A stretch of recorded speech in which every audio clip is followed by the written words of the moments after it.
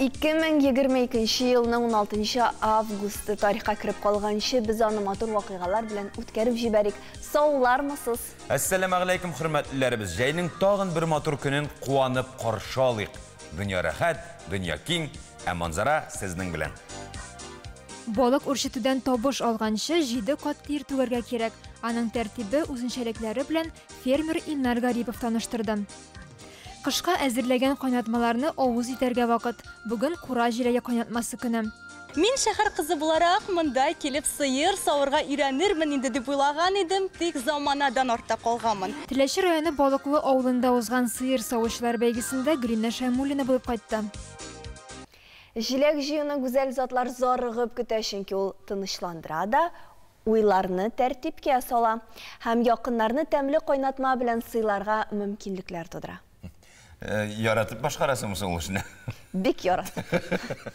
Бүген нәкъ менә кура җиләге кайнатмасы белән сыйлый торган көн. Без дә сезгә баллы күчтәнәш әзерләдек.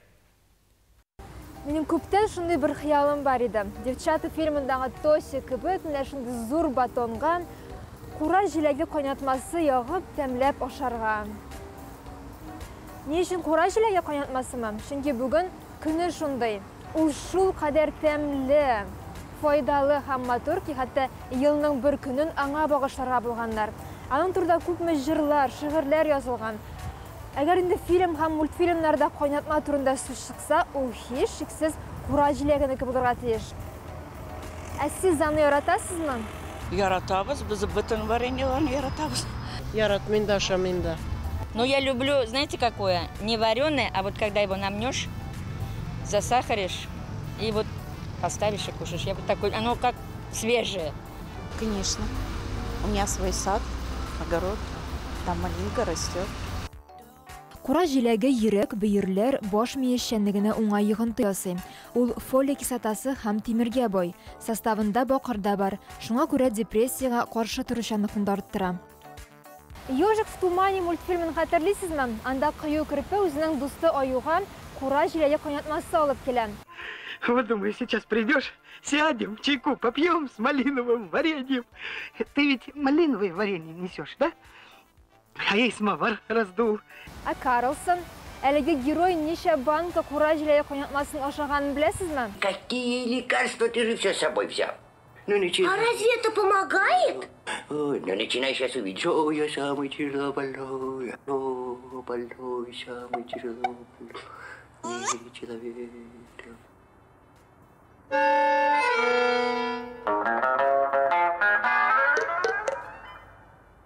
Ну как? Там еще осталось немножечко варенья. Нет, варенья нет. Что, нет совсем варенья? Ни капельки? Нет. Жаль. Кура җиләге исемен ел сайын кино индустриясында бирелә торган премия да йөртә. Оскар белән бергә Золотая малина дигән премия да бирелә. Аңа иң начар фильм, режиссер эше, актер уены яисә сценарий лайык була. Рус эстрадасында Ягода малина дигән җырны барыбыз да яхшы белән. Ә менә татар эстрадасында кура җиләгенә багышланган җыр бармы? Әлбәттә. Кура җиләк тәмле була, кызарып пешкәчкенә, сөюеңә ышанырмын бер кушып үпкәчкенә.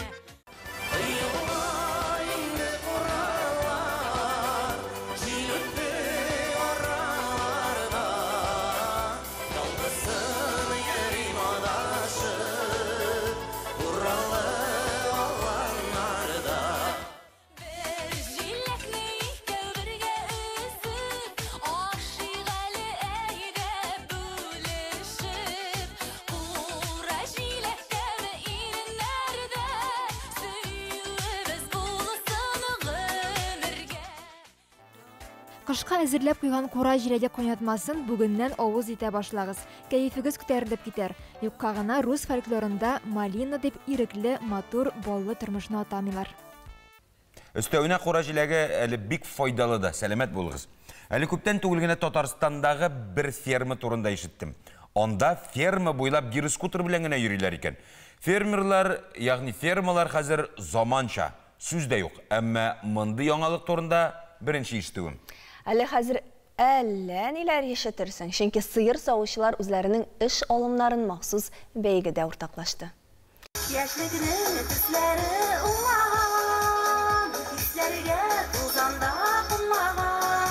Олан хуҗалыгы Теләче районының данлыклы сау операторларын һәм терлекләрне ясалма орлыкландыру технологларын сәламли.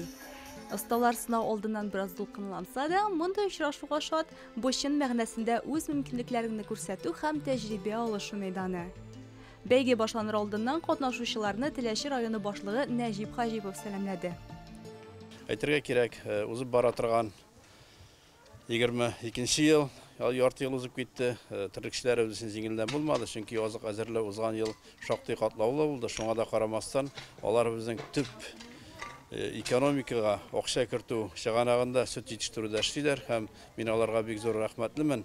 Без бүгенге көндә ярты еллык күрсәткечләр буенча 7% сөтне алдык һәм инде районыбызның экономикасын тотрыклы алып барырга бик зур ярдәм итте. Сөт элеккеге заманнардан төньяк районнарының төп керем чыганагы булган. Бу тенденция әле дә сакланылады район башлыгы. Ак халатлар киелгән, башка яулык чөелгән, бәйгене ачсак та була. Иңеле катнашучылардан теория соралды. Сау операторларына 20 сораудан торучы тест әзерләнгән иде. Аны беренчеләрдән булып Чулпан хуҗалыгында эшләүче 30 елдан артык стажы булган сыер савучы Гөлнара Мөбәрәкҗанова тәмамлады. Сораулары авыр да, җиңел дә түгел. Бар да тормыштан ди ул.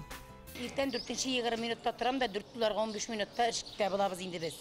Шуннан аппарат ташып, сулар әзерләп, имейләр сөртеп, сыер сава башлыйбыз инде. Аннары сыер савы битергәч чыгарабыз сыерларны, астарын кырабыз. Аннары өйгә инде 7 тулама, 8нче китәме. Шул вакытларда өйгә кайтабыз. 60 сыер савам мин, сөтнең 650 соң контрольдә 60 сыер мин тоналар группасы җыя башладым. Таптыңмы? Әйе, 9 бал куеп булган спокойно. Әмнәтерлекләрне ясалма орлыкландыру технологларына имтихандагы кебек билет тартып алырга туры килде. Нинди сорауларга шунысына җавап бирәсе. Теориядән соң практика өлеше ул аппаратны вакытка сүтеп җыю һәм аны җыйнап эшләтеп күрсәтү иде. Сыер савганда тоже балловая система безнең һәрбер судьялар арасында урынына куелган. Дөрес итеп савылу изначально һәрбер даяркага инде башта бөтенесенә аңлатылды. Первый стройка нынчик савырга, массаж времени, дойки куллану, после дойки куллану, дадаеванилар бөтенесе әйтелде и савуның ничек савылуына карап безнең судьялар урын бирәләр. Шуннан җыелган балларга инде безнең аннан соң урын чыга даяркларга урын бирәбез.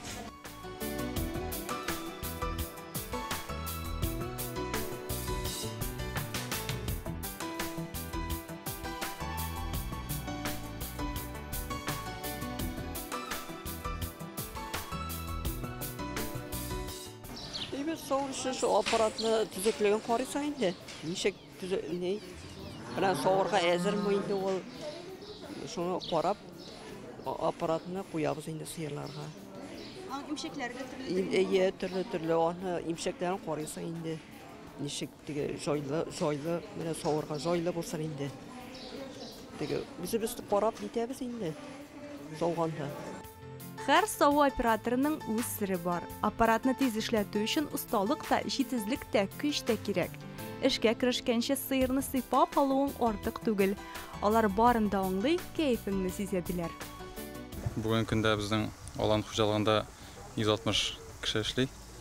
Безнең 4 бүлекчәбез бар. Алан, балыклы, күкчә һәм мәтәскә авылларында бүген көндә 16 тонна сөт савабыз. Бу безнең 670 сыерга 23 литр туры килә бер сыерга.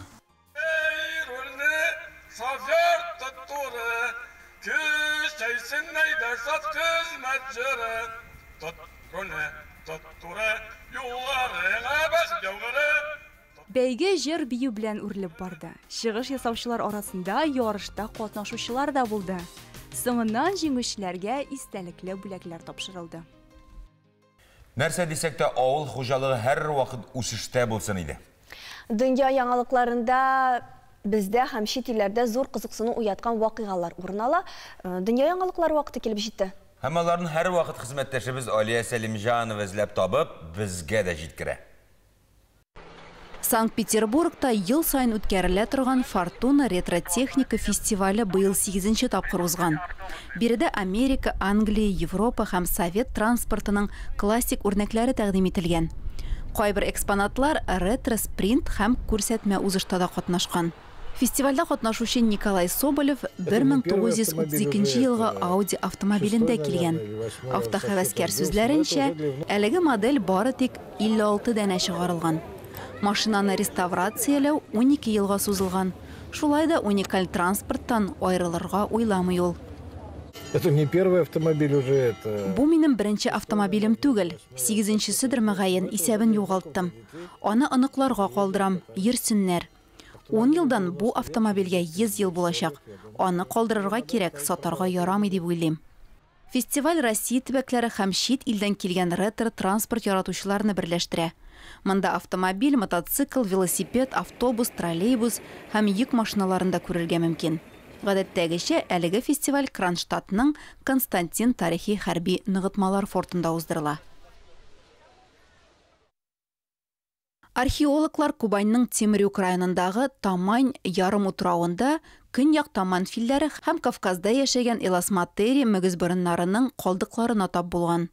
Россия фәннәр академиясенең көньяк фәнни үзәгенең әйдәп баручы хезмәткәре Вадим Титов әйтүенчә, ташка әйләнгән табылдыклардан хайваннар морфологиясенең яше белән ничек үзгәрүен аңларга мөмкин. Борынгы хайваннар табылдыклары музейга тапшырылганчы җентекләп тикшерелә, эшкәртелә. Материал после того, как он приезжает из экспедиции. Казылма вакытында табылган әйберләрне чистартабыз. Экспонат озак вакыт саклана алсын өчен төрле пропиткаларда тотабыз. Фән өчен җайлы булсын өчен аны тасвирлап язып бирәбез. Көньяк Тамань филләре һәм Кавказ эласматери мөгез борыннарының калдыклары җыелган иң зур тупланма Азов музей тыюлыгында урнашкан.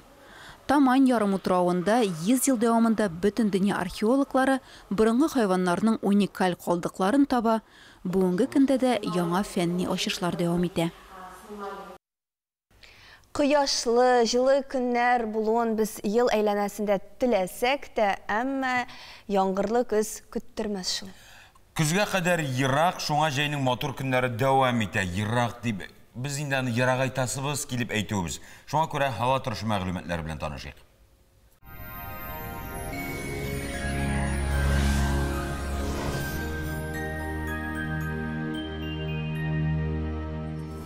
Исәнмесез, эфирда һава торышы чаралышы. Кызу антициклон Татарстанда бик җылы һава торышын саклап кала. Яндекс погода хезмәте хәбәр итүенчә, көньяк-көнчыгыш, Бөгелмә, Баулы, Азнакайда эссе һава 27 градуска кадәр җылы. Төньяк-көнчыгыш, Түбән Кама, Яршаллы, Алабугада аяз уртача 29 градус җылы. Төньякта Актаныш, Әгәрҗе, Менделеевскида явым-төшемнәр көтелми 27 градуска кадәр җылы. Төньяк-көнбатыш, Арча, Кукмара, Балтачта шулай ук кыяшлы, уртача 27 градус җылы. Көньяк-көнбатыш, Болгар, Буа, Чүпрәледә коры һава 28 градуска кадәр җылытачак. Чистай, Нурлат, Мамадышта явым-төшемнәр көтелми 28 градус җылы. Җәйге беренче 2 айның һава торышы тотрыклы булмады, август беренче көннәрендә үк тотрыклылыгы белән куандыра. Чәршәмбе һава торышында үзгәрешләр көтелми. Башкалабыз Казанда аяз, явым-төшемнәр көтелми, көндез 29 градус җылы.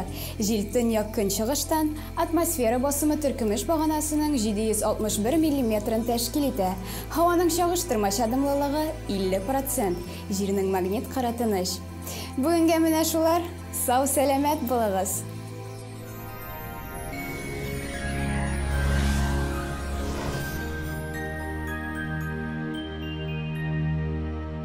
Тыраттата бүгін театр була. Әкемнәр уйный анда?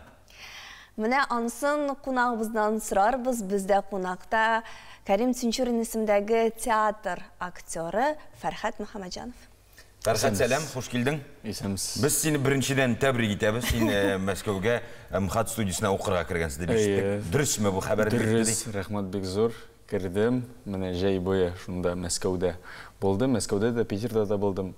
Аллага тапшырып кирдим мен. Төп эш нәрсә эшли? Бер яктан менә шатланабыз, диме, синең Мәскәүгә китү, икенче яктан кызганыч, менә шундый яшь егетләр Татарстаннан китә. Бәлки кайтырмын әле. Бәлки кайтырмын, тагы да әйбәтрәк булып, тагы да более квалифицированныйрак булып кайтырмын. Бер 5-6 елдан соң.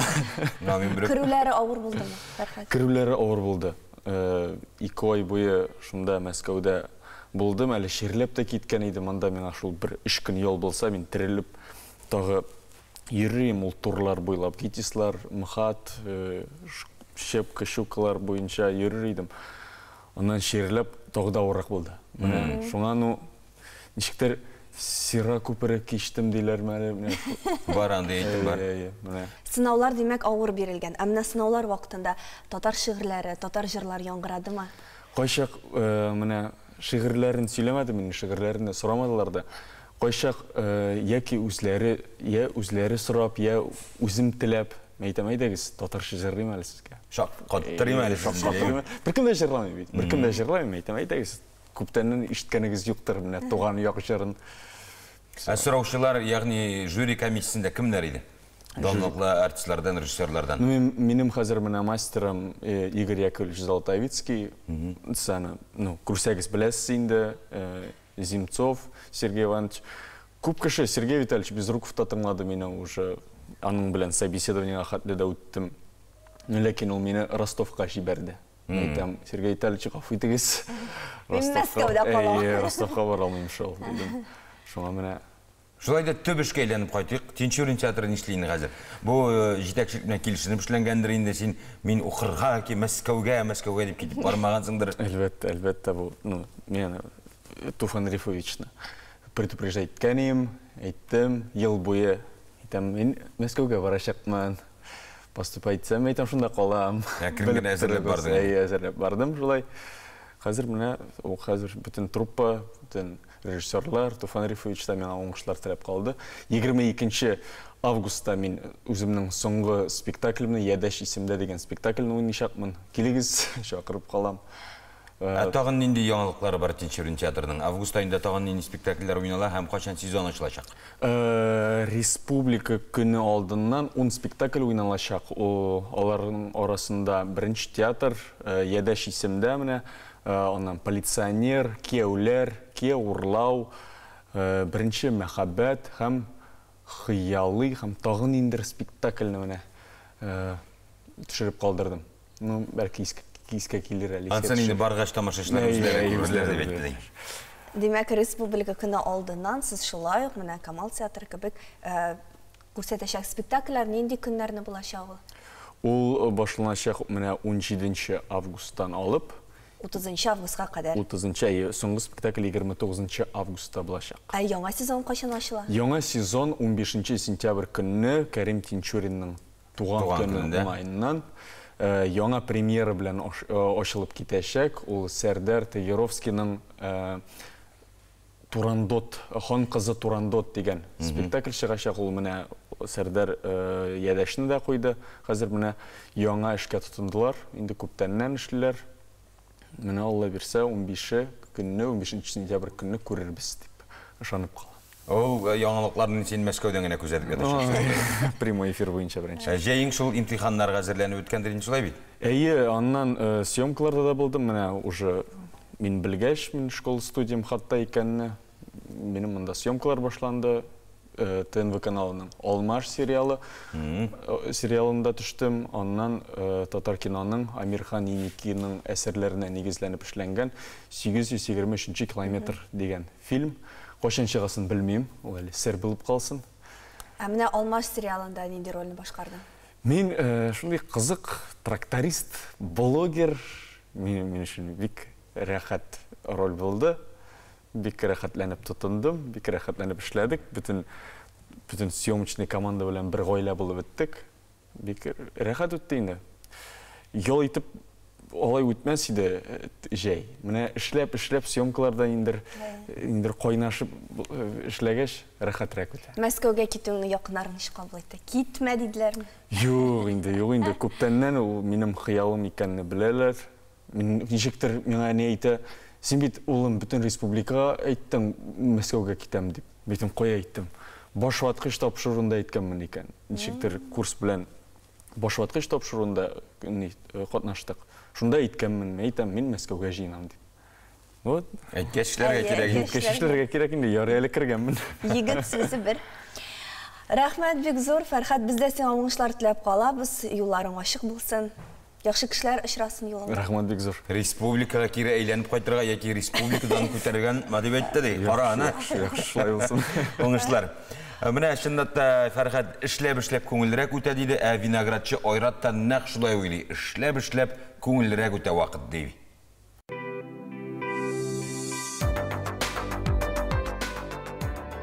Йөзем җимеше безнең яклар өчен яраклаштырылмаган, ләкин бүген аны монда да үстерә белүчеләр бар. Ул гына түгел, бу шөгылен табышка әйләндергәннәр дә шактый. Виноград үстерүнең нәрсәсе бар дип сорарсыз.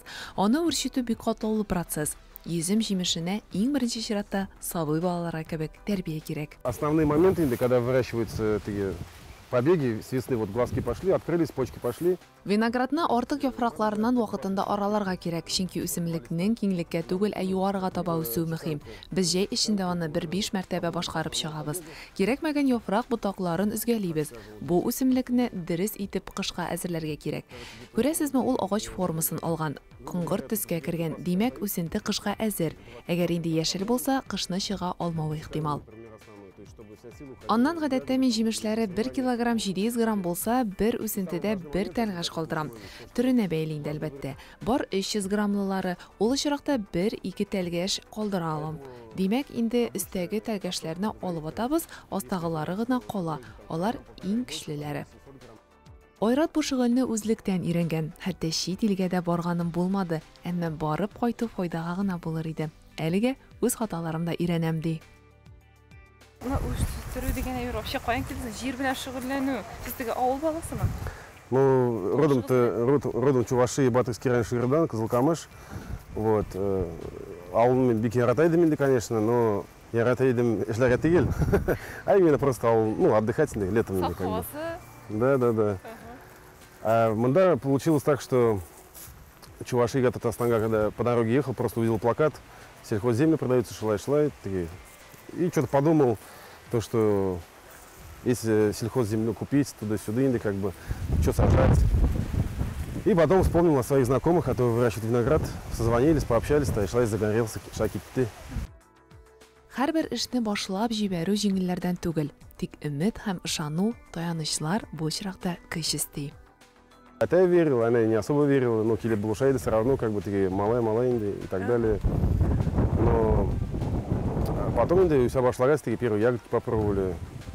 И больше сажали. Ну, как бы инде в первый год вообще, она и звонит Кеннеди, помню, такие. Біз мында 6 зеленый улап келдік саженцы инде. Он меня звонит, может хотя бы елену утырт. Мы там елену утыртырга мог бы и дачу купить просто. Как бы какой смысл, когда или утыртырга сажать. Поэтому чем больше, тем лучше. Изначально если посадил бы, там 1000 или 2000, hazır было больше урожая и так далее. Но мы сельхоз тоже не верим изначально. Вот. И грантка нас бардым тоже унесен сделано, 1,5 миллиона грант алдык. Вот. И шла инде как бы. Әлбәттә, бу гүзәллектән карашны алмыйча сыкланып торасы килә. Монда кертелгән көч хезмәтне Айрат үзе генә беләдер. И вот с 1000 рублей приехал, стою, смотрю на виноградник, начинаю открывать инде үзем вилу взял, начал вытаскивать из земли. И, допустим, была комната, которая не продавалась там год или полтора. Бац, то есть звонят, там появился покупатель. То есть какие-то деньги пришли, там опять вот сюда вложил, как-то вытянул там несколько месяцев, скажем. Потом инде там началось, например, там продажа рассады, там или виноград тоже там начался, то есть опять как-то на хлеб, как говорится, заработали чуть-чуть. И вот таких моментов было много постоянно. Ну, как бы, потому что виноградник будет, ну, как инвестиция в будущее. Он будет расти десятилетиями, но надо ждать, пока он заплодоносит. Клубника на топтынг был, уже можно получить урожай, а виноград на 3-й год только. Да. И то, если неправильно что-то сделал, урожай будет небольшой. То есть надо постараться, чтобы это было еще. Эшен 40-ка якын виноград түрі белән башлап җибәрә ул. 650 төп утырта. Хәзер 150дән артык виноград түрен үстерә. Биредә җиләк, кара берлегәндә яхшы җимеш бирә, алайда виноградны күпкә үз итәм. Быел аеруча виноград елы булды ди Айрат. Основная задача вырастить виноград, то есть контролировать, вырастить, чтобы был. А все остальное это прикладное. Со временем, как говорится. Маленькая качель есть, значит, будет большая когда-нибудь. Планнар әлбәттә зурдан, максатлар көннән-көн арта гына бара. Ә гаиләдә бу шөгыльне дәвам итүче Айрат Ялетдиновның улы Әмир үсеп килә. Табигатьне ярата ул, шуңа эше дә уңышлы бара. Инде үз эшенең нәтиҗәсен күреп, татлы җимешләрен дә җыя. Манзара тапшыру өчен Кама тамагыннан Динә Саттарова, Анастасия Родионова.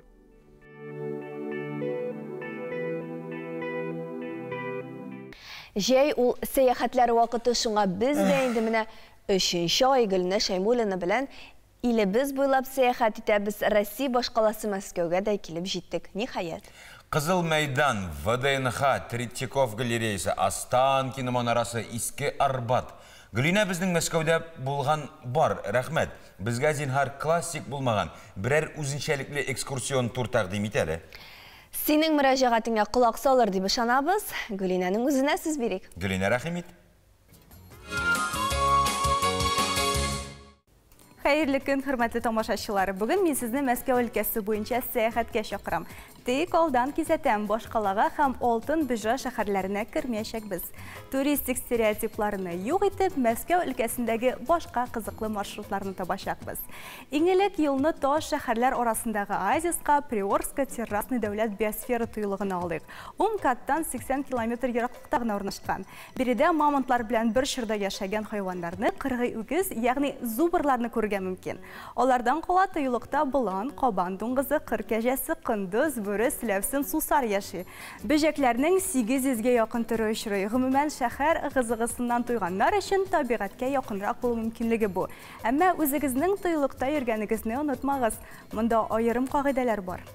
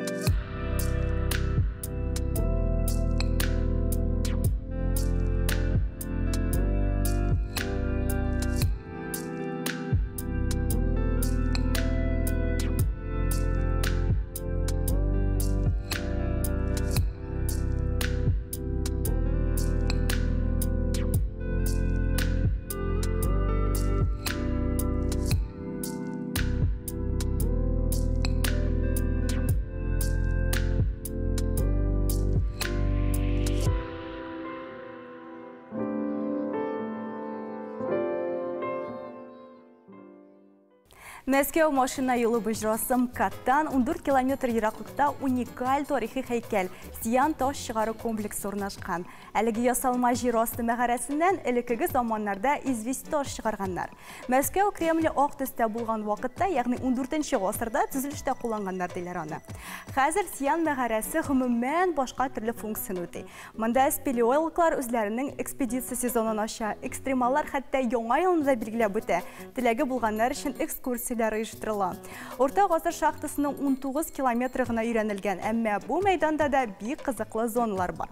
Әйтик, мәгарәнең кунаклары ясаган җир асты гыйбадәтханәсе я инде зур таган, кызыклы элмә такталар. Кыскасы, аларның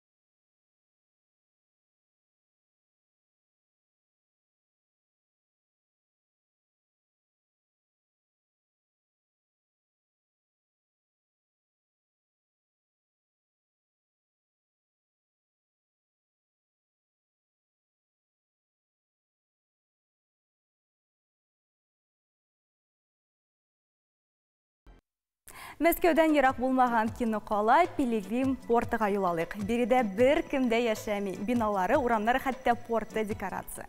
Барысы да бер тарихи чорга туры китерелеп корылган. Без 40лап бина санап чыгардык. Губернатор йорты, таверналар, базар мәйданы, төрмә, хурлык баганасы, пират карабы. Монда үзеңне ниндидер тарихи фильмга элеккәндәй тоясың.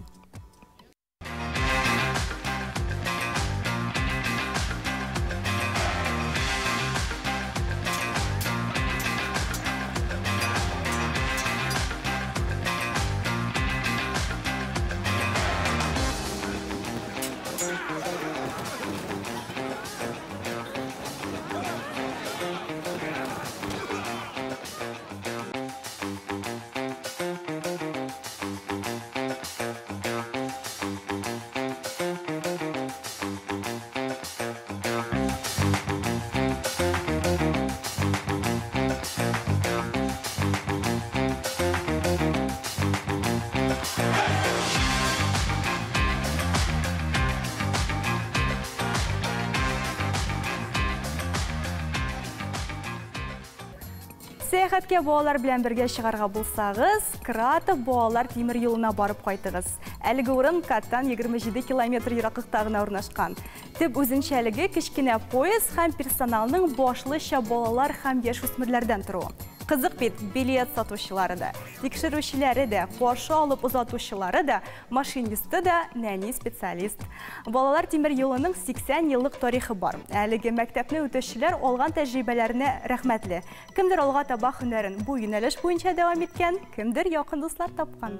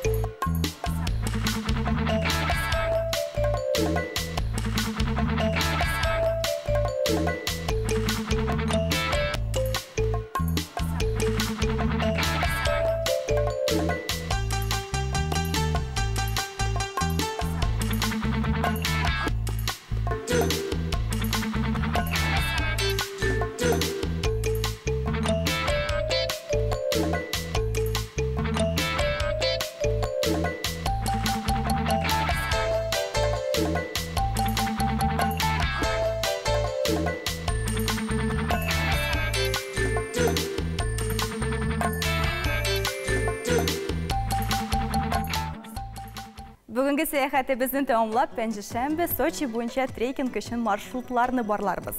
Алдан кисәтәм, күп йөрәчәкбез. Уңайлы аяк киемнәрегезне әзерләп куегыз. Әлегә мин сезнең белән сау булашам. Киләсе очрашуларга кадәр сау булыгыз. Гөлинә, рәхмәт яусын, эшең дәвамлы булсын. Россиягә килгән туристлар Мәскәү, Петербург, Казанны күрмичә китми. Шулай ук туристларда Калининград өлкәсендә зур кызыксыну уята. Мәсәлән, 2021 елны аны 2 миллионга якын кеше күреп киткән. Карарга тарихи җирләр дә, мәдәни чаралар да, музейлар да җитәрлек. Шуларның берсе Океан музее. Беренче мизгелгә без музей кунаклары булып алыйк әле. Тарихи флот яры буенда, шәһәрнең иң гаҗәеп һәм уникаль урынында Дөнья океаны музее урнашкан. 30 ел элек әлеге территория ташландык хәлдә була. 1990 елда музей оештырырга уйлагач, киләчәктә бу җир шәһәрнең заманча, технологик һәм иң яхшы музей мәйданчыгына әйләнәчәген белмәгәннәрдер дә мөгаен. Биредә хәзер музей комплексы һәм фәнни тикшеренүләр үзәге урнашкан.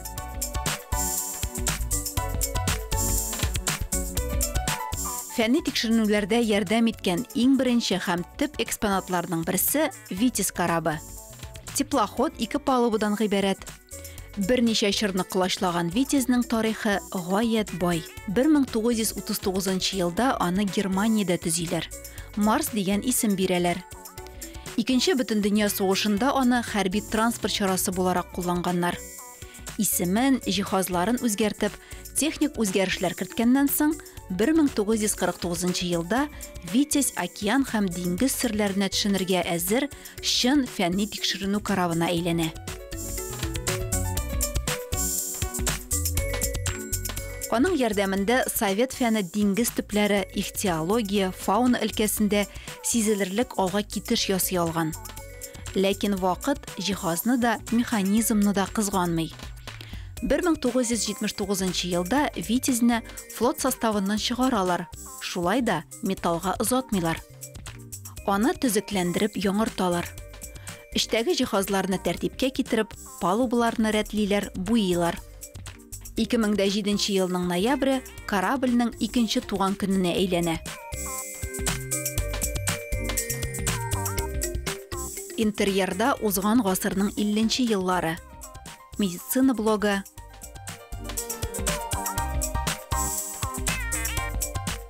фонарь склады,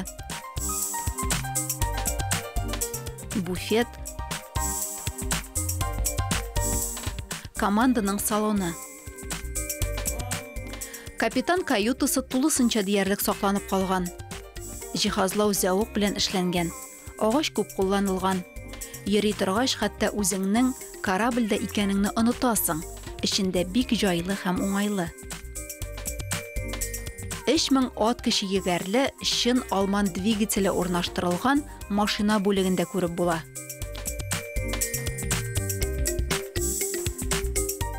Йөреш рубкасы, механизмнарны идарә итү җайланмалары, элемтә бүлегендә Морзе аппараты тавышын да ишетергә мөмкин. Тикшеренүләр вакытында табылган реаль флора һәм фауна экспонатлары белән танышканнан соң, су киңлекләренең ни дәрәҗәдә төрле организмнарга бай икәнен күз алларга мөмкин. Әлеге музей карап экспозицияләре танып белү өчен балаларга да, олыларга да кызык булачак.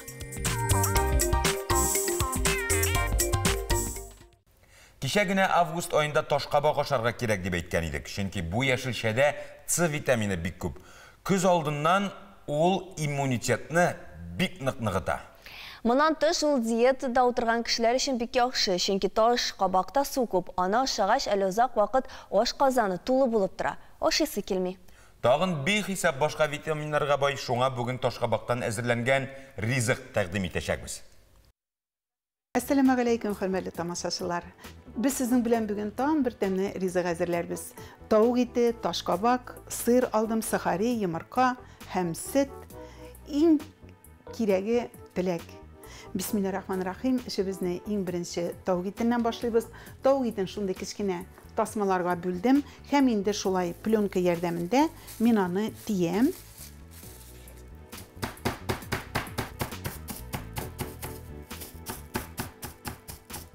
Безне без тидек.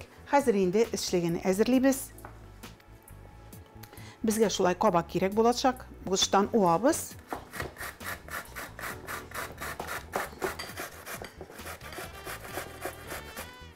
Шулай тавык итләрен тизеп чыгабыз.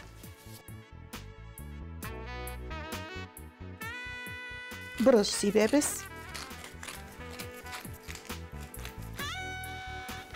Тоз сибеп җибәрәбез.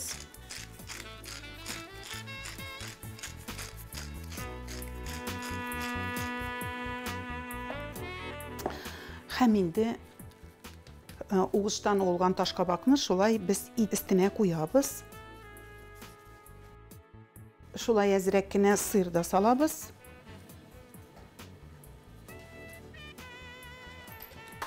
Шулай сөт салып, без лизон ясыйбыз. Безгә хәзер ул кирәк булыр.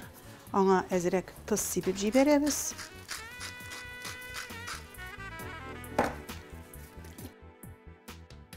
Сахарины монда салып куйыйм әле, эшләргә җиңел булсын. Һәм инде без хәзер тавык итеннән рулет итеп төрәбез. Менә шулай. Менә шулай рулет итеп төрәбез дә, иң беренче без йомырка лизонда әвәлибез. Шулай. Һәм сахари белән әвәлибез. Сахари вагында әвәлибез дә табага куябыз.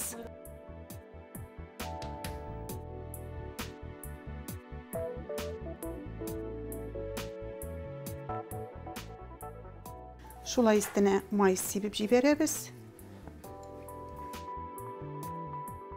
Мишебез 80 градуста кызулыкта тора. Хәзер инде без аны мишкә куябыз. Бисмиллахир-рахманир-рахим. Аллаға тапшырдық. Студиябызға тәмле исләр чыгарып, безнең тауык итебез әзер булды. Менә шундый ул алтын су төскә кереп пеште. Менә шулай. Менә сезгә күрсәтим әле, менә ничек матур. Табынга инде шулай яшел тәмләткечләр куйык.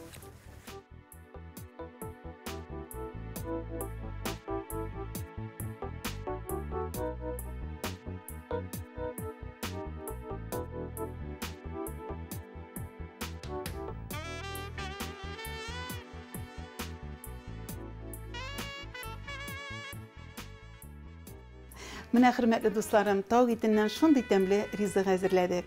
Ашларыгыз тәмле булсын. Аллаһ Тәгалә сезгә исәнлек, саулык бирсен.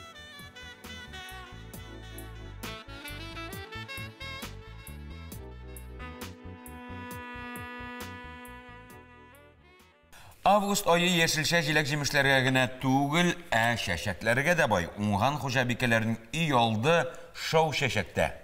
Андый хуҗабикәләрнең бакчаларына нинди матур дип сыкланып китүчеләр арасында без дә булырбыз.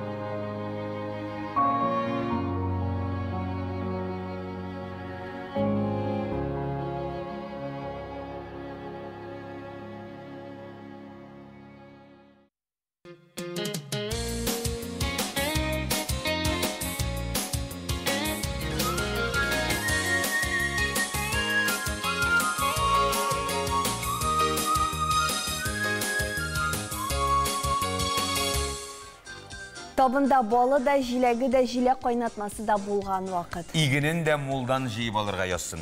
Шуңа шөкер итеп, август нигъмәтләре белән сыйлана җәйнең соңгы атналарына сөеник. Җәйнең соңгы атналарына сөенгәндә без тапшыруыбызның икенче өлешен башларга әзерсез. Сыйланган арада без тапшыруны дәвам итәрбез. Саулармысыз, хөрмәтлеләребез? Балык үрчетүдән табыш алганчы 7 кат тир түгәргә кирәк. Аның тәртибе үзенчәлекләре белән фермер Илнар Гарипов таныштырды. Кышка әзерләгән кайнатмаларны авыз итәргә вакыт. Бүген кура җиләге кайнатмасы көне. Мин шәһәр кызы буларак монда килеп сыер савырга өйрәнермен инде дип уйлаган идем, тик заманадан артта калганмын. Теләче районы Балыклы авылында узган сыер савучылар бәйгесендә Гөлинә Шәймуллина булып кайтты. Әле күптән түгел генә Татарстандагы бер ферма турында ишеттем. Анда ферма буйлап гироскутер белән генә йөриләр икән. Фермерлар, ягъни фермалар хәзер заманча, сүз дә юк. Әмма мондый яңалык турында беренче ишетүем. Әле хәзер әллә ниләр ишетерсең, чөнки сыер савучылар үзләренең эш алымнарын махсус бәйгедә уртаклашты. Яшьлегенең төсләре уңмаган, хисләргә тузанда булмаган. Олан хуҗалыгы Теләче районының данлыклы сау операторларын һәм терлекләрне ясалма орлыкландыру технологларын сәламли. Осталар сынау алдыннан бераз дулкынланса да, мондай очрашуга шат, бу чын мәгънәсендә үз мөмкинлекләрен күрсәтү һәм тәҗрибә алышу мәйданы. Бәйге башланыр алдыннан катнашучыларны Теләче районы башлыгы Нәҗип Хаҗипов сәламләде. Әйтергә кирәк, узып бара торган 22 ел, ярты ел узып китте. Терлекчеләр өчен җиңелдән булмады, чөнки азык әзерләү узган ел шактый катлаулы булды. Шуңа да карамастан, алар безнең төп экономикаға ақша кірту шығанағында сүт жетіштіруді эшлилер һәм мин аларга бик зур рәхмәтлемен. Біз бүгінгі көндә ярты еллык күрсәткечләр буенча 7% сөтне алдық һәм инде районыбызның экономикасын тотрыклы алып барырга бик зур ярдәм итте. Сөт элеккеге заманнардан төньяк районнарының төп керем чыганагы булган. Бу тенденция әле дә сакланылады район башлыгы. Ак халатлар киелгән, башка яулык шиелгән, бәйгене ачсак та була. Иңелек катнашучылардан теория соралды. Сау операторларына 20 сораудан торучы тест әзерләнгән иде. Аны беренчеләрдән булып Чулпан хуҗалыгында эшләүче 30 елдан артык стажы булган сыер савучы Гөлнара Мөбәрәкҗанова тәмамлады. Сораулары авыр да, җиңел дә түгел. Бар да тормыштан ди ул. Иртән 4-20 минутта торам да 4-ларга 15 минутта эшкә булабыз инде без. Шуннан аппарат ташып, сулар әзерләп, имейләр сөртеп, сыер сава башлыйбыз инде. Аннары сыер савы битергәч чыгарабыз сыерларны, астарын кырабыз. Аннары өйгә инде 7 тулама, 8нче китәме. Шул вакытларда өйгә кайтабыз. 60 сыер савам мин, сөтнең 650 соң контрольдә 60 сыер мин тоналар группасы җыя башладым. Таптыңмы? Әйе, 9 бал куйып болайын, спокойно. Әмма терлекләрне ясалма орлыкландыру технологларына имтихандагы кебек билет тартып алырга туры килде. Нинди сорауларга шунысына җавап бирәсе. Теориядан соң практика өлеше ул аппаратны вакытка сүтеп җыю һәм аны җыйнап эшләтеп күрсәтү иде. Сыер сауганда тоже балловая система безнең һәрбер судьялар арасында урынына куелган. Дөрес итеп саулу изначально һәрбер даяркага инде башта бөтенесенә аңлатылды. Первый стройканы ничек савырга, массаж времени, дойки куллану, после дойки куллану, дадаеваниялар бөтенесе әйтелде и сауның ничек савылуына карап безнең судьялар урын бирәләр. Шуннан җыелган балларга инде безнең аннан соң урын чыга, даяркларга урын бирәбез.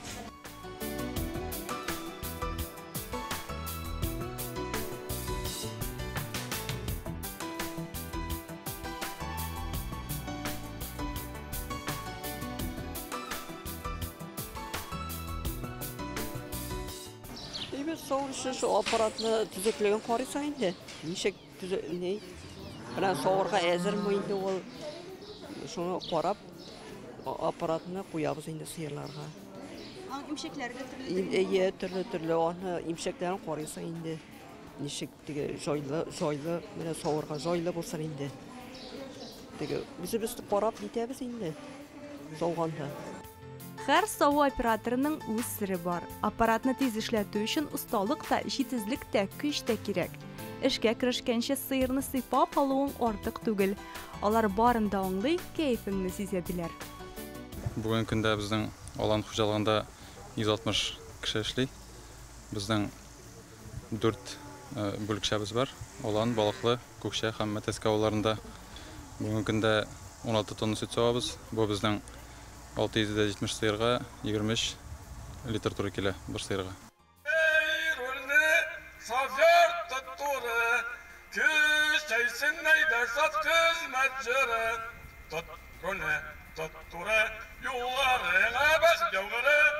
Бәйге җыр бию белән үрелеп барды. Чыгыш ясаучылар арасында ярышта катнашучылар да булды. Соңыннан җиңүчеләргә истәлекле бүләкләр тапшырылды. Җиләк җыюны гүзәл затлар зарыгып көтә, чөнки ул тынычландыра да, уйларны тәртипкә сала һәм якыннарны тәмле кайнатма белән сыйларга мөмкинлекләр тудыра. Яратып башкарасыңмы соң ул эшне? Бик яратып. Бүген нәкъ менә кура җиләге кайнатмасы белән сыйлый торган көн. Без дә сезгә баллы күчтәнәш әзерләдек. Минем күптән шундый бер хыялым бар иде. Девчата фильмындагы Тося кебек менә шундый зур батонга кура җиләге кайнатмасы ягып тәмләп ашарга. Ни өчен кура җиләге кайнатмасымы? Чөнки бүген көне шундый. Ул шул кадәр тәмле, файдалы һәм матур ки, хәтта елның бер көнен аңа багышларга булганнар. Аның турында күпме җырлар, шигырьләр язылган. Әгәр инде фильм һәм мультфильмнарда кайнатма турында сүз чыкса, ул һич шиксез кура җиләгенеке булырга тиеш. Ә сез аны яратасызмы? Яратабыз, біз бөтен вареньеларны яратабыз. Яратмыйм да, ашамыйм да. Но я люблю, знаете какое? Не вареное, а вот когда его намнешь засахаришь и вот поставишь и кушаешь. Я бы такой, оно как свежее. Конечно. У меня свой сад, огород, там малинка растет. Кура жиләге йөрәк, бөйерләр, баш миешчәнлегенә уңай йогынты ясый. Ул фолия кислотасы һәм тимергә бай. Составында бакырда бар. Шуңа күрә депрессиягә каршы торучанлыкны да арттыра. «Ежик в тумане» мультфильмын хәтерлисезме? Анда кыю керпе үзенең дусты Аюга кура жиләге кайнатмасы алып килә. Вот думаю, сейчас придешь, сядем, чайку попьем с малиновым вареньем. Ты ведь малиновое варенье несешь, да? А я и самовар раздул. А Карлсон, әлеге герой ничә банка кура жиләге кайнатмасын ашаганын беләсезме? Какие лекарства ты же все с собой взял? Ну, начинай. А разве это помогает? Ой, ну, начинай сейчас увидишь. О, я самый тяжело больной. О, больной, самый тяжело больной человек.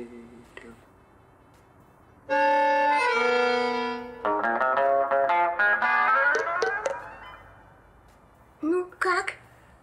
Там еще осталось немножечко варенья. Нет, варенья нет. Что, нет совсем варенья? Ни капельки? Нет. Жаль. Кура жиләге исемен ел сайын кино индустриясында бирелә торган премияда йөртә. Оскар белән бергә Золотая малина дигән премияда бирелә.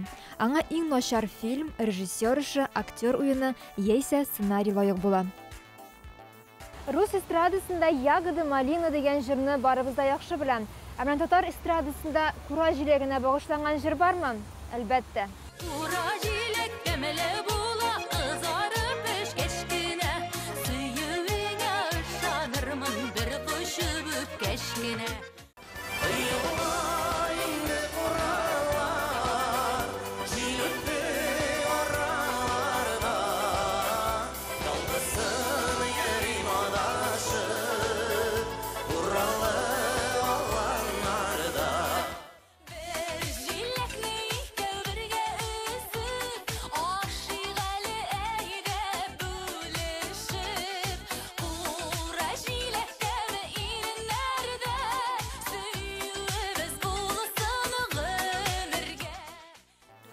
Кышка әзерләп куйган кура җиләге кайнатмасын бүгеннән авыз итә башлагыз.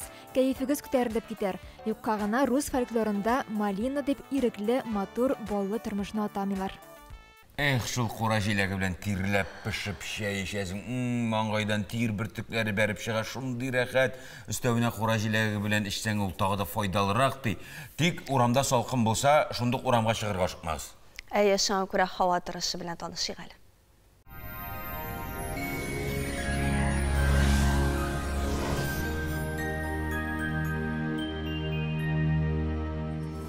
Исәнмесез, эфирда һава торышы чаралышы. Кызу антициклон Татарстанда бик җылы һава торышын саклап кала. Яндекс погода хезмәте хәбәр итүенчә, көньяк-көнчыгыш, Бөгелмә, Баулы, Азнакайда эссе һава 27 градуска кадәр җылы. Төньяк-көнчыгыш, Түбән Кама, Яр-Чаллы, Алабугада аяз уртача 29 градус җылы. Төньякта Актаныш, Әгәрҗе, Менделеевскида явым-төшемнәр көтелми 27 градуска кадәр җылы. Төньяк-көнбатыш Арча, Кукмара, Балтачта шулай ук кояшлы, уртача 27 градус җылы. Көньяк-көнбатыш Болгар, Буа, Чүпрәледә коры һава 28 градуска кадәр җылытачак. Чистай, Нурлат, Мамадышта явым-төшемнәр көтелми 28 градус җылы. Җәйге беренче 2 айның һава торышы тотрыклы булмады, август беренче көннәрендә үк тотрыклылыгы белән куандыра. Чәршәмбе һава торышында үзгәрешләр көтелми. Башкалабыз Казанда аяз, явым-төшемнәр көтелми, көндез 29 градус җылы. Җил төньяк-көнчыгыштан атмосфера басымы төркемеш баганасының 761 мм тәшкил итә. Һаваның чагыштырмача дымлылыгы 50%. Җирнең магнит кыры тыныч. Бүгенгә менә шулар. Сау сәламәт булыгыз.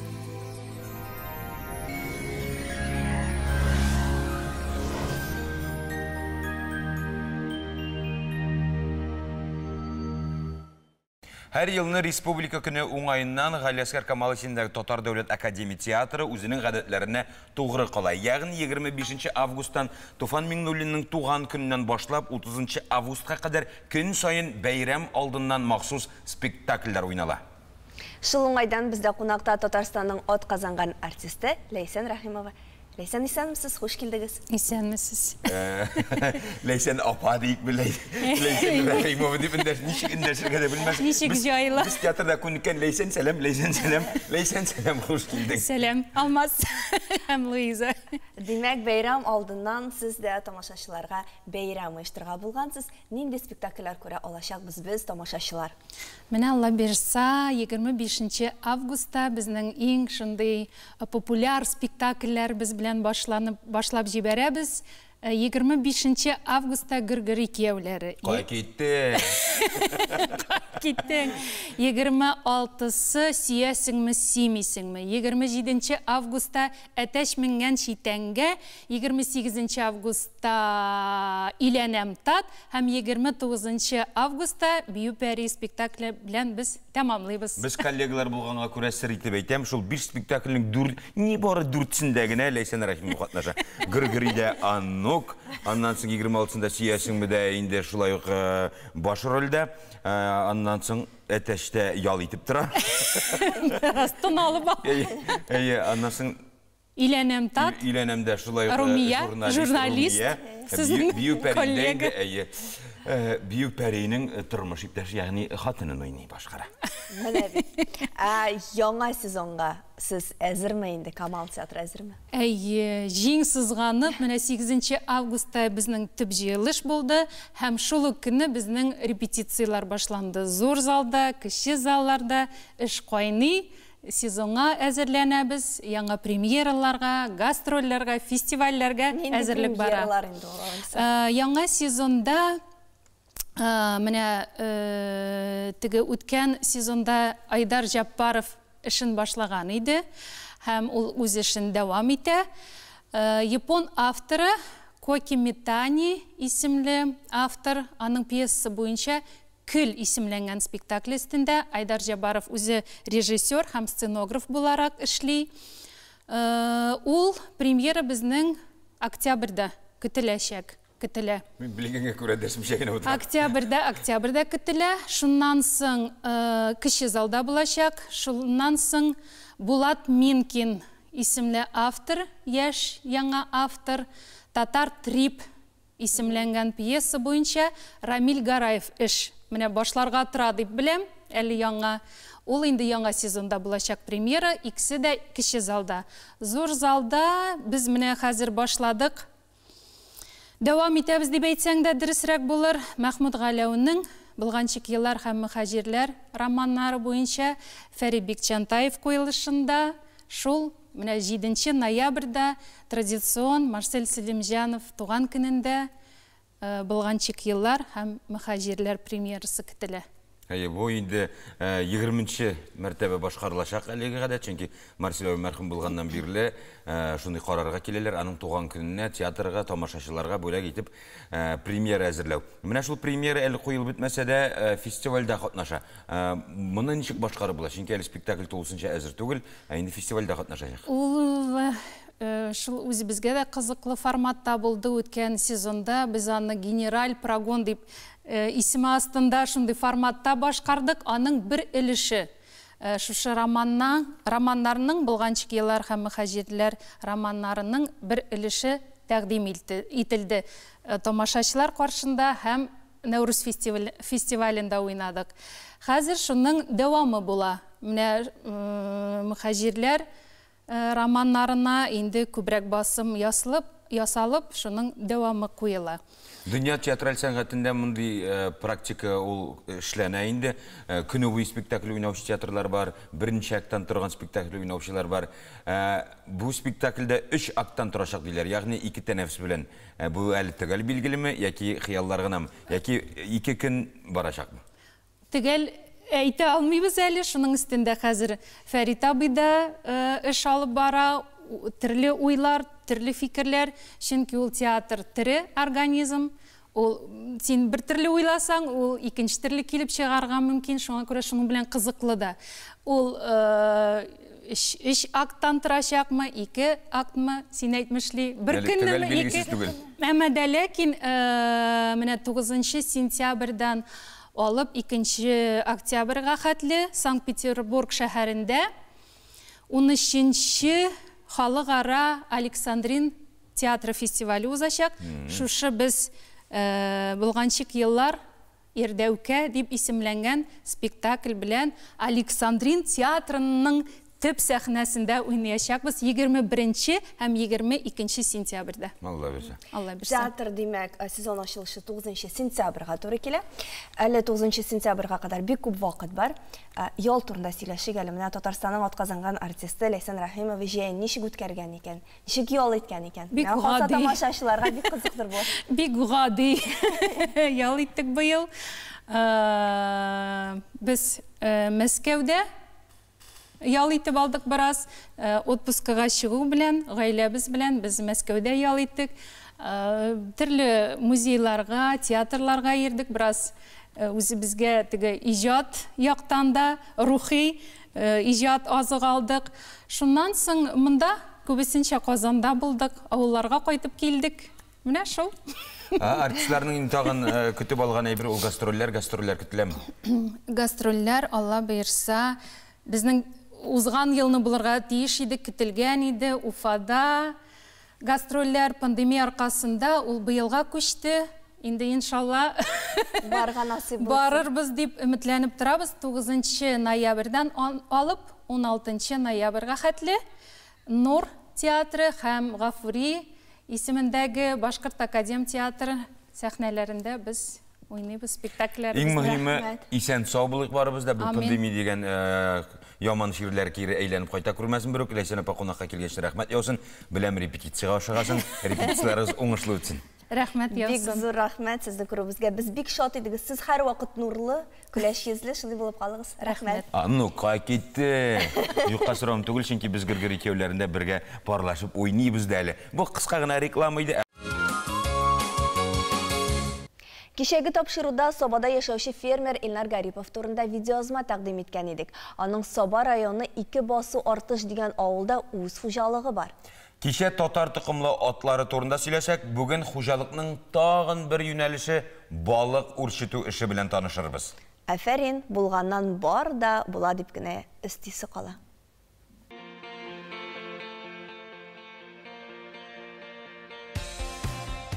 Фермер Илнар Гарипов белән танышкач, уңышның сыры ачыла кебек. Башта кешенең хыялы булырга тиеш. Аннары максат куела, соңыннан тәвәккәллек белән гамәлләр башкарыла. Аның зур хуҗалыгының бер юнәлеше балык үрчетү. 20 еллык элек шөгыльләнә башлаган инде. Яшә вакыттан хәзер инде менә агростартап программасы буенча шөгыльләнәм инде. Менә балыкны үрчетә башладык, аппаратлар, әйберләр алдык, оборудованиеләр алдык.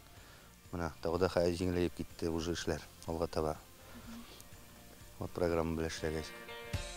Балык үрчетүдән табыш алганча 7 кат тир түгәргә кирәклеген үз күзләребез белән күреп кайттык. Балык үрчетүнең дә үз тәртибе, үзенчәлекләре бар. Барысы да кечкенә лабораториядан башлана. Бу балык чыгара торган махсус инкубатор.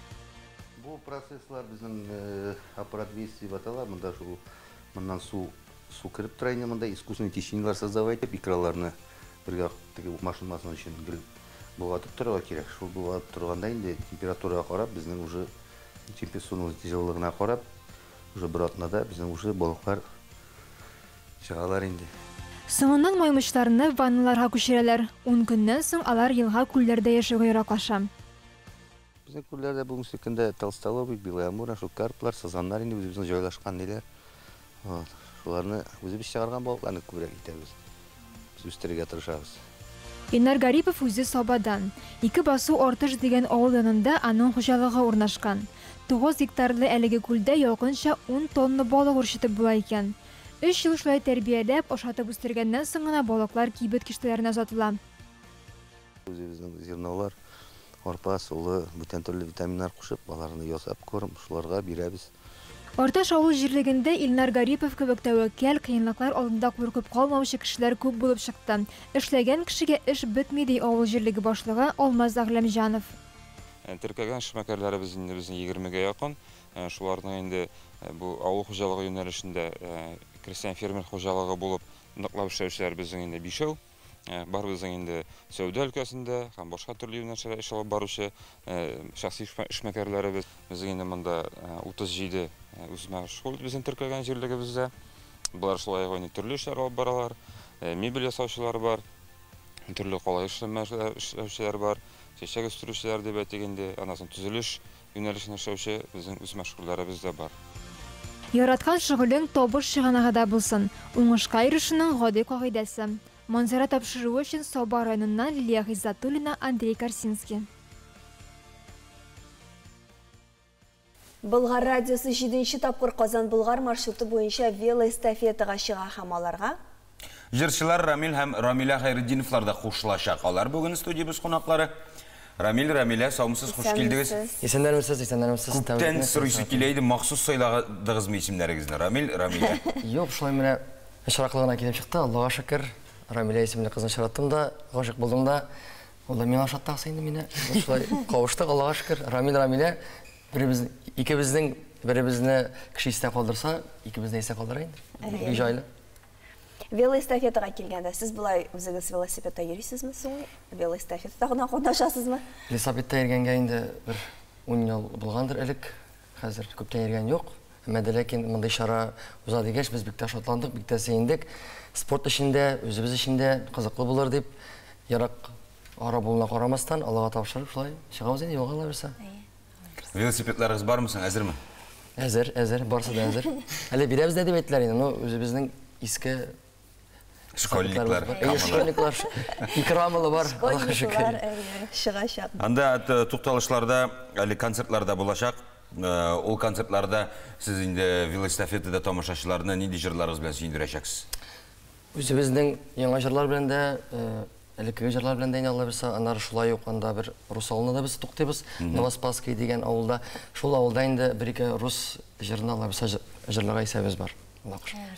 Рамиля, әйтәк сезнең белән сөйләшеп. Аның эше җайлы, иреткәнгә кушылып калыр аңлавымча. Кеше алдында кушыла ул, илә башкача. Димәк, юлны сезгә бирә инде. Әйе. Гомумән менә иҗади нәрсәләр белән шөгыльләнәсез хәзер? Менә җәй ял иттек бит инде, хәзер ниләр белән мәшгульсез? Без алай җәй көне ял иттек дип әйтеп булмый инде. Бик күп эшләдек, банкетлар, мәҗлесләр, мероприятиялар бик күп булды. Сабантуйлар, авыл бәйрәмнәре. Яңа клиплар төшердек, яңа җырлар яздырдык. Хәзер менә тагын бер җырга клип төшерү белән мәшгуль. Шуңа күрә эш күп.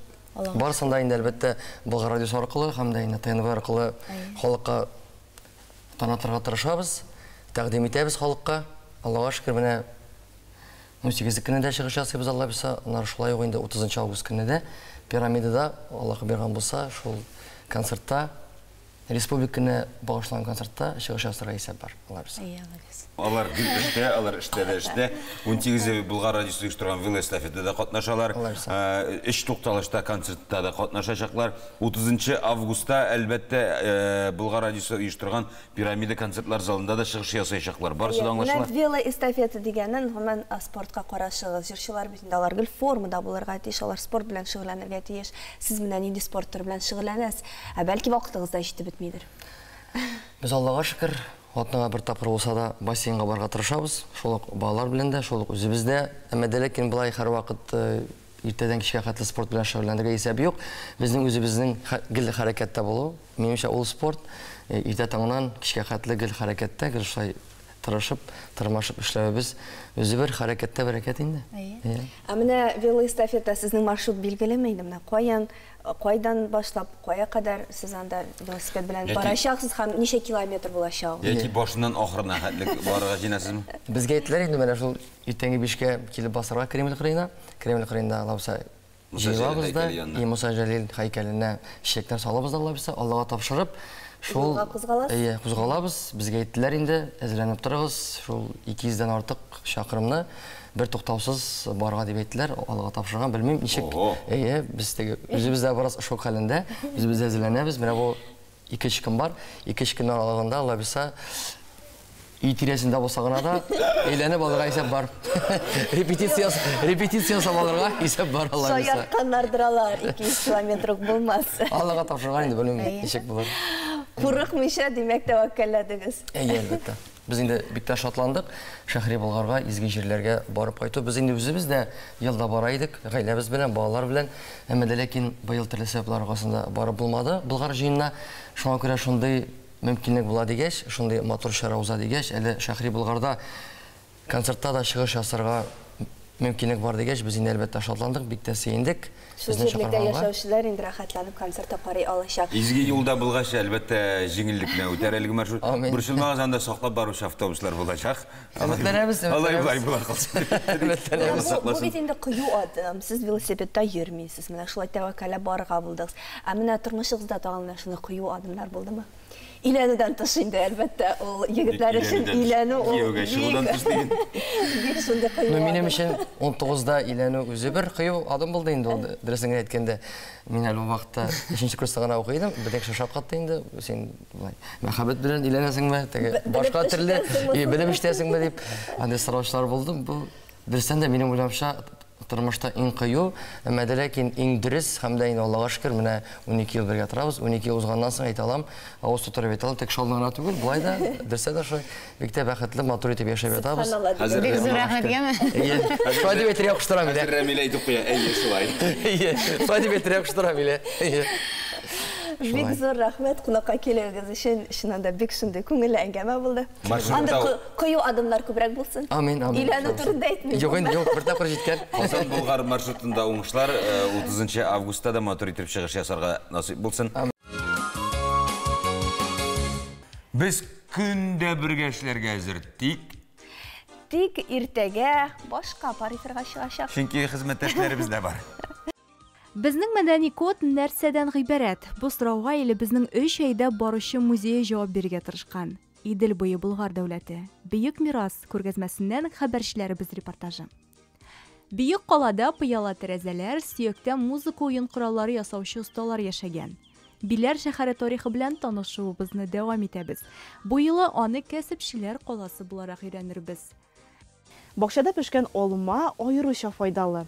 Аның хуш исе һәм тәме турында әйтеп тә торасы юк. Төрле авырулардан дәвалаучы файдалы җиләк-җимеш алма турында да сөйләшербез. Августның да яртысы артта икән, ә алда яңа уку елы турында уйланулар, көзге яңгырлар һәм 9 айлык җәй көтү режимы. Әле бер бала да табып өлгереп була дип әйтте ул вакытта. Син алай төшенкелеккә бирелеп куйма. Иртәрәк җәйнең 2 атнасы барыбыз өчен дә уңай хатирәләр белән истә калсын. 2 сәгать дәвамында сезнең белән Манзара тапшыруның иҗат төркеме инде җәй үтеп барганга уфтанучы Луиз Закиров белән Алмаз Гараев иде. Киләсе очрашуларга кадәр сау булыгыз, хөрмәтлеләребез. Исән-имин йөрегез. Без братна күрешмәйбез мин хәзер.